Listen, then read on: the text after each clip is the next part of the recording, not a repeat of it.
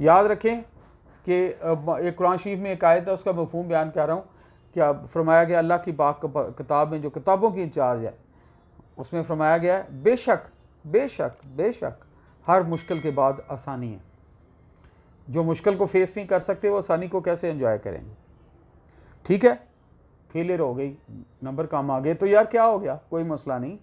शाम को दो गिलास जूस फालसे के या स्ट्रॉबेरी के पिए, आराम से कंफर्टेबल हो, कागज़ पेंसिल लेके पहले अलहदा बैठें कि मेरी पर्सनैलिटी में फ्लॉ बैक है क्या, क्या कौन सा फ्लॉ है, किधर मैं पीछे रह रहा हूँ। अपना स्वॉट एनालिसिस करें, स्ट्रेंथ, वीकनेस, अपॉर्चुनिटीज़, चैलेंजेस।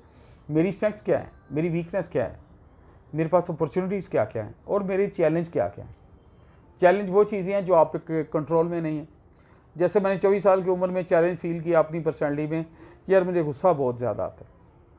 और सच्ची बात है, ऐसे होता था कि मैं अभी कहते हो बड़ी अजीब सा मुझे शर्म आ रही है बताते हुए, कि ऐसे भी होता था कि मैं कहता था लड़ाई 10 किलोमीटर से दूर जा रही है, किधर जा रही है, मैं आर्गूमेंटल जो हो जाता। एक गैर दानिशमंदा आदमी था, पागलपन था ये।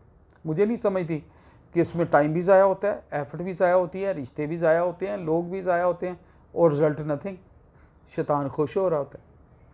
तो पहले तो अपना स्वॉट एनालिसिस करें, आप सीखें कि मैंने ज़िंदगी में स्ट्रेंथ को कैसे सेलिब्रेट करना है और वीकनेस को कैसे ओवरकम आना है। अच्छा, उसके कुछ फिज़िकल तरीके होंगे, कुछ अनफिज़िकल होंगे, कुछ कंट्रोलेबल्स होंगे जो आपके इख्तियार में हैं, और जो अनकंट्रोलेबल होंगे जो आपके पेरेंट्स के और रब के इख्तियार में हैं। तो खुदा के बंदे, जब आप अल्लाह को हाज़िर नाज़िर जान के कागज़ पेंसिल ले के रात 12 से 2 बजे वीकेंड पे स्ट्रॉबेरी का जूस पी के एनालिसिस करेंगे, मैं लिख के देता हूँ, आपका एनालिसिस 80% ये आएगा कि आपकी सारी स्ट्रेंथ जो हैं, जो प्रॉब्लम्स हैं, जो आपको प्रॉब्लम आ रही है, जो वीकनेस फील हो रही है, वो कंट्रोलेबल आइटम है और वो आपके अपने हाथ में है। आप चीज़ों से डर रहे हैं, डरना छोड़ दें, मेहनत कर लें। मैं एक ऐसे बंदे को भी जानता हूँ जो PhD केमिस्ट्री जिन्होंने बाद में की, वो कहते हैं जी मेरी ना FSC में केमिस्ट्री में कंपार्ट आ गई, मैं फेल हो गया, सप्ली आ गई। उन्होंने कहा मैंने इस सब्जेक्ट को गुलाम बनाना है। उसने आगे BSc chemistry, MPhil chemistry, PhD डाली। तो कहते हैं अभी केमिस्ट्री मेरी जेब में है।